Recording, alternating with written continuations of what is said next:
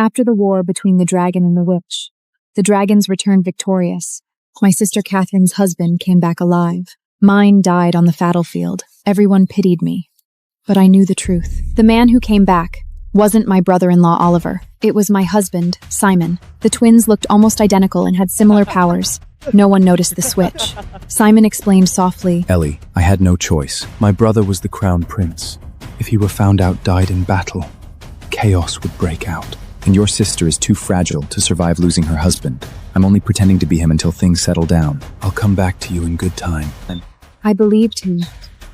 Until he had me executed for colluding with witches. I watched him holding Catherine in his arms. That's when I realized everything had been a lie from the start. When I opened my eyes again, I was back to the day the dragon won the war, and the news of my husband's death had just arrived. Simon stood beside Catherine in silence, while the clan looked at me with sympathy. This time, I chose remarriage immediately. Simon thought pretending to be the crown prince would give him power and glory. What he didn't know was, walking away from me meant losing his only chance to ever become Dragon King.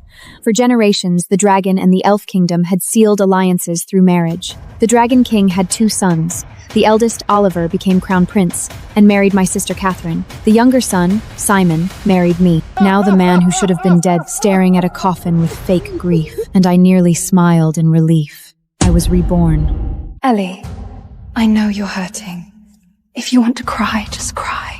She looked down at me with practiced sympathy, but her eyes were cold. I looked past her, straight at the man beside her. Not Oliver. Oliver was inside the coffin. The man holding Catherine's hand was my husband, Simon. The man who once held me close now stood hand in hand with my sister. When he noticed me staring, he looked shocked. I almost laughed. Simon's acting skills hadn't changed at all. In my last life, it took me forever to confirm the truth. But now, I saw through him instantly. Suddenly, a shrill cry echoed through the hall. My son!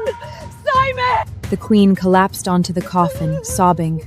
Then she pointed at me viciously. You cursed him! You killed my son! She had always hated me. Too wild, not good enough for her precious son. Back then, I used to worry about upsetting her. But Simon once promised me.